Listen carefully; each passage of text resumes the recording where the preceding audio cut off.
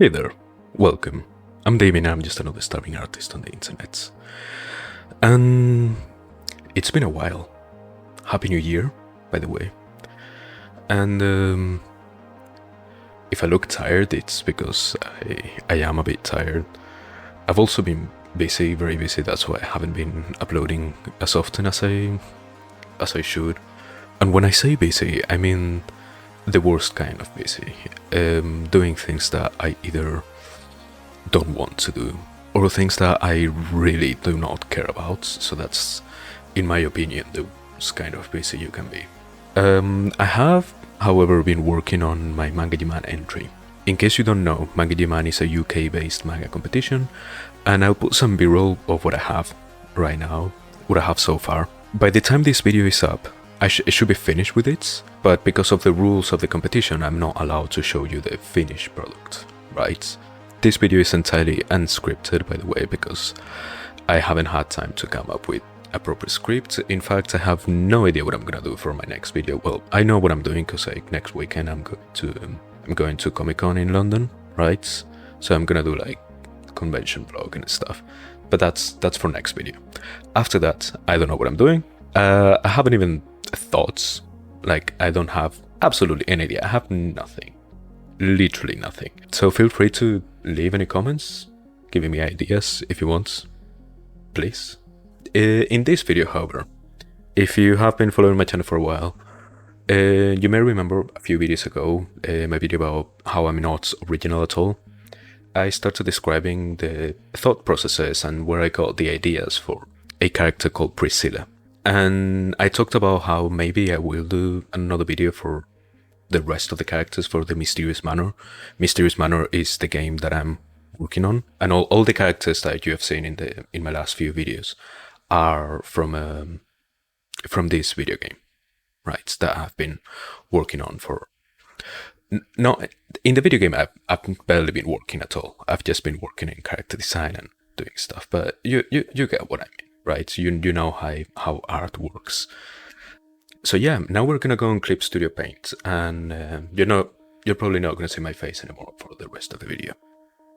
Okay, so before I was making Mysterious Manor, I was just making a lot of drawings that were not connected to each other. They didn't really have a continuity or anything, any reason to be other than me testing new techniques and trying different workflows and stuff. They were still finished, polished drawings, but I was like trying to attempt a new thing every time I was making a new drawing. So before I made the first drawing for Mysterious Manor, which was Romula and Romina, I will show them in a bit. So I had an idea that I never actually drew because I thought about it a bit longer and it turned into the first drawing for Mysterious Manor.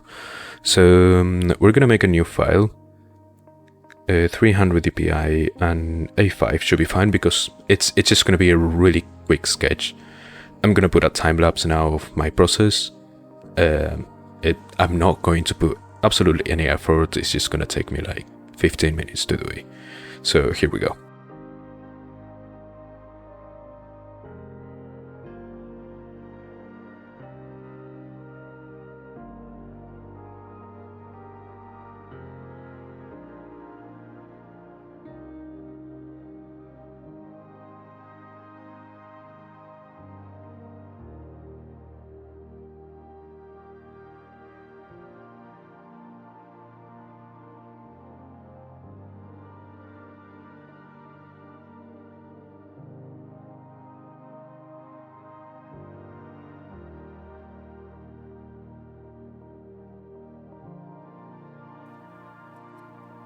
So here we have our first idea. By the way, once again, this never left my head, so this is the first time I'm drawing it, and this is the first time anyone's seeing this idea that I came up with. It was very inspired by like Japanese horror stuff, you know, like the classic stuff of Hanako-san in the toilets, right? So we have a high school girl that is like scared of something, and usually she will be scared of the fact that the reflection is behaving in not a reflection way, but the reflection is just as scared. So that was supposed to be the idea behind this drawing. Perhaps I could have also like made like, let's get a different brush, like a hand coming out of here, maybe. Or if we want to make it like really Japanese horror-ish, we can have like a hair coming out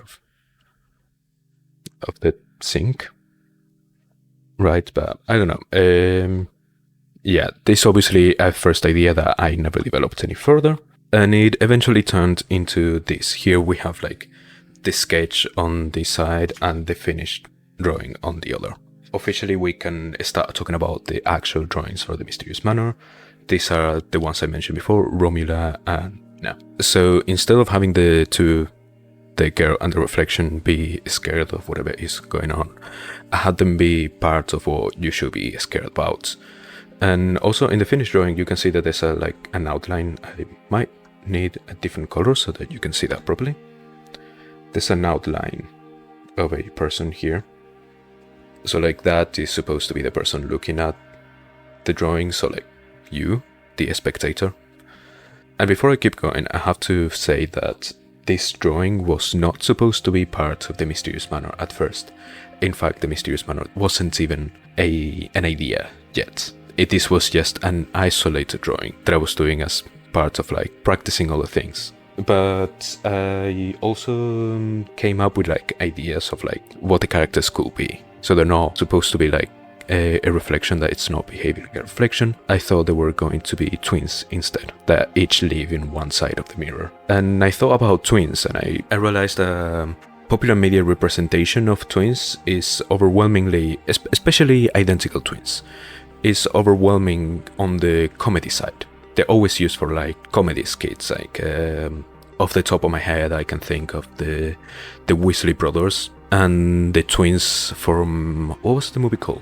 The Parent Trap, I believe. There's two versions, like an older one and a newer one from the early 2000s. But then you also have like one of the most iconic pair of twins, the twins from The Shining. That's horror, and because of that I had the idea that there would be a bigger presence of twins in horror, but there isn't. So I wanted to put a bit more twins in the horror genre as well.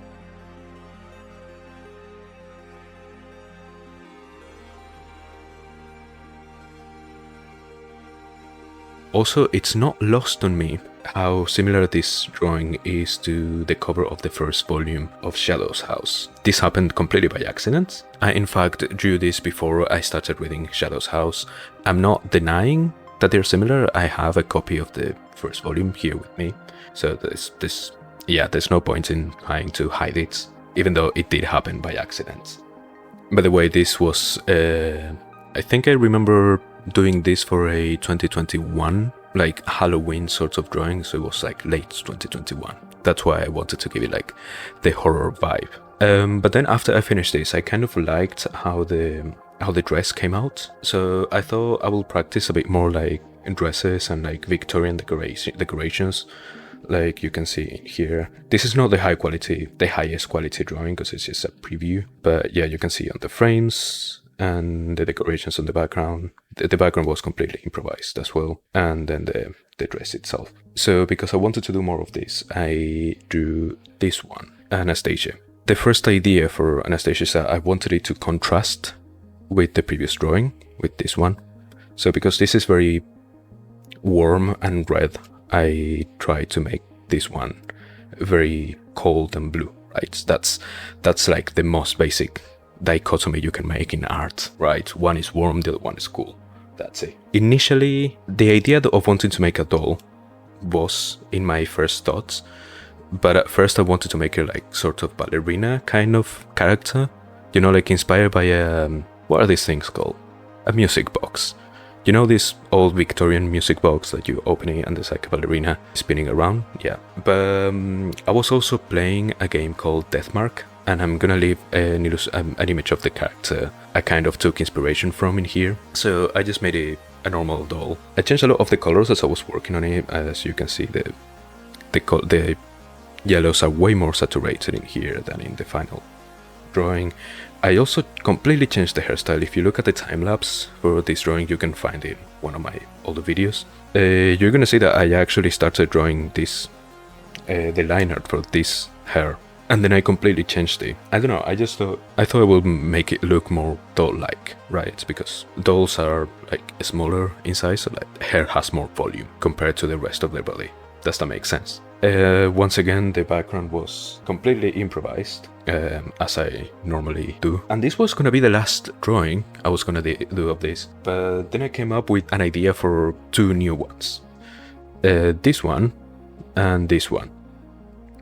In the same way as the previous ones, I wanted to make them contrasting, right? So one was going to be very dark and the other one was going to be very light. Again, the easiest dichotomy you can make in art.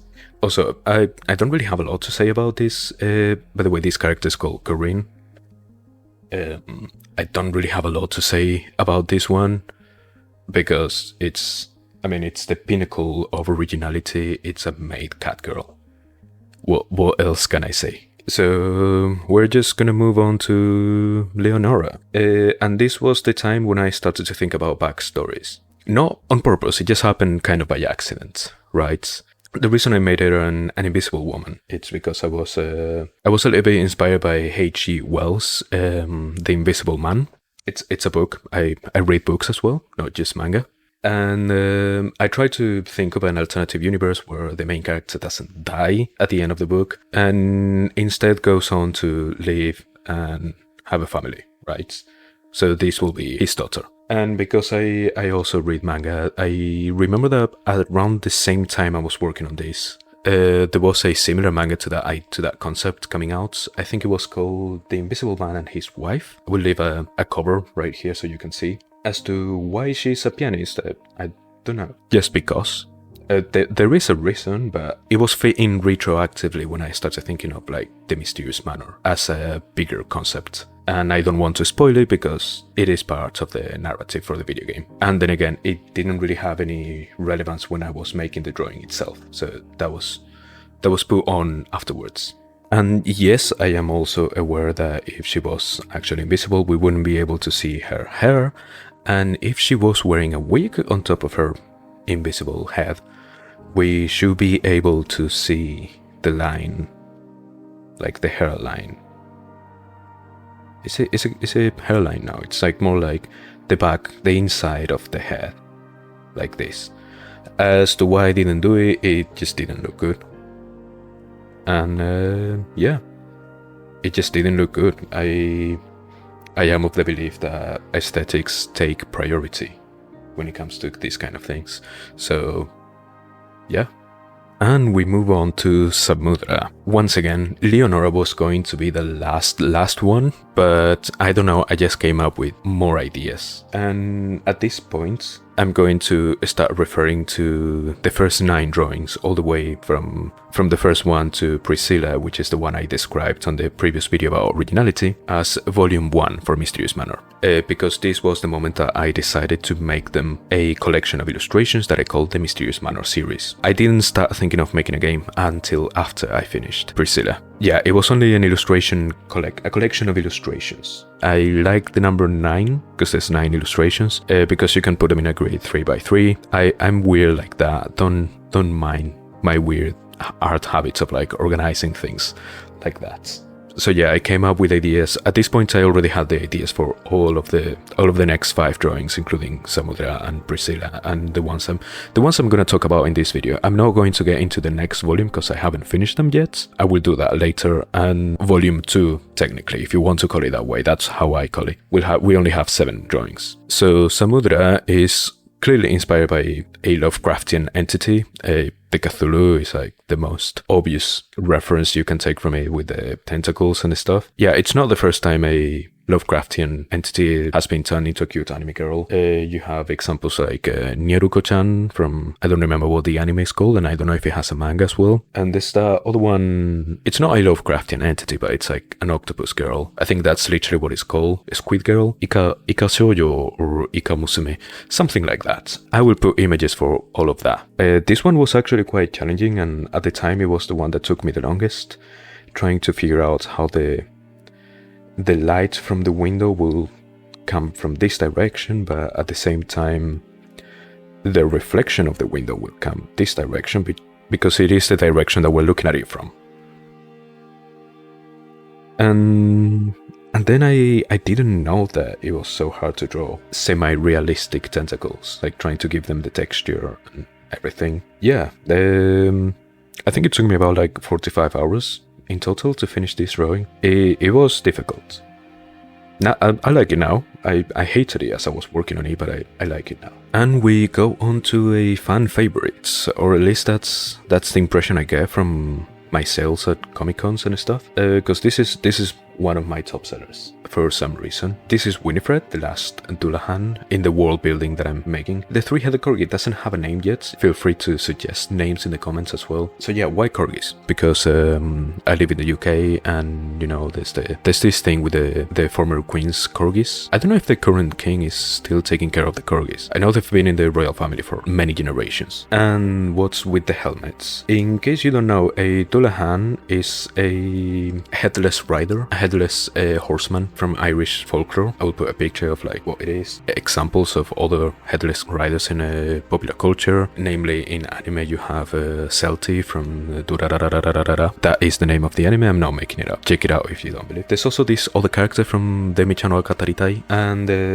I think it's like an enemy in D&D as well. Not entirely sure about that one. I don't play D&D. I'm sorry. But yeah, by the way, that helmet is called an armet specifically, and the reason she's wearing one is because her head is detachable, so she keeps dropping it. So she just puts the helmet on to keep the head from falling. So when I make the game, there's probably gonna be like an armor somewhere inside the house that is missing a helmet because she's wearing it. I don't know. I just decided that right now. I just made it up. I'll probably do it. Also, we see the outside of the manor for the first time in this drawing. Again, let me remind you that at this point I don't have the intention of making a video game yet. So these are all just collection of illustrations that I'm making with just the objective being collections of illustrations. And then we have I always forget their names even though I gave them names myself. This is Piera and Rosetta. I have them written down somewhere. So yeah, a lot of people have told me that it feels inspired by Ratatouille. And yeah, sure, a little bit. Only that I'm not having them drive a human like a mech. But mostly they were actually inspired by Van Gogh's painting, Two Rats. That's why there's two of them. And they're gonna have a backstory that is similar to Remy from Ratatouille. The reason I wanted to make like bread be present in the drawing is because of the reference from Two Rats, where you see two rats eating bread in the floor. I'm not sure what kind of floor it is. I'm assuming it's a kitchen or something. I just made them with a lot of bread, and they are making bread as well. First there were mice, because I wanted them to, I don't know, it seemed like a better idea, but as I kept thinking about it, I'm like, I'm just gonna leave them be rats. Yeah, it just seems better. I don't know. So we move on to Anthea. Anthea is a Greek statue. Her name means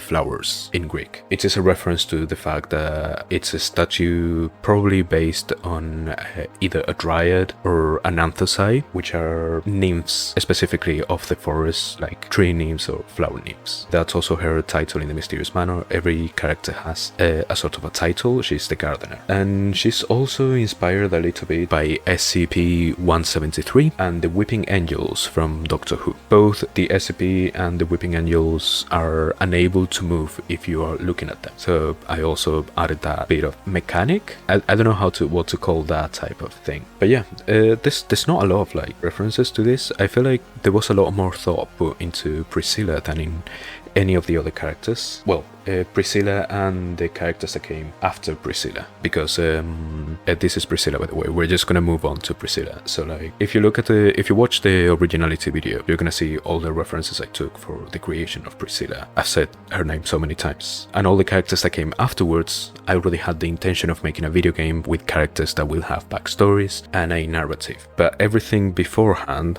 was kind of done just because, and their backstories and narratives were fitted in retroactively. And also in the originality video, I forgot to mention the actual first idea for Priscilla somehow, which is the Japanese yokai Mayoiga. It refers to houses that are abandoned, big houses that are abandoned in the Japanese countryside, but are somehow kept clean and not like deteriorated over time. The legend is that it's a house for yokai, and the yokai are keeping it clean because they live there, even though it is abandoned by humans. Remember that Priscilla is the mysterious manor itself. And I think that's it. Once again, there are a lot of details and thought processes behind some of the characters that I'm not going to talk about because I don't want to spoil the narrative for the story, for the video game. Because it's, in case you don't know, in case you haven't been following my videos for a while, the game is a point-and-click adventure game where you solve puzzles and you find stuff, you find clues and hints as to how to proceed. So some of the backstories are going to be hints to how to solve those puzzles. If you know how to solve the puzzle, then you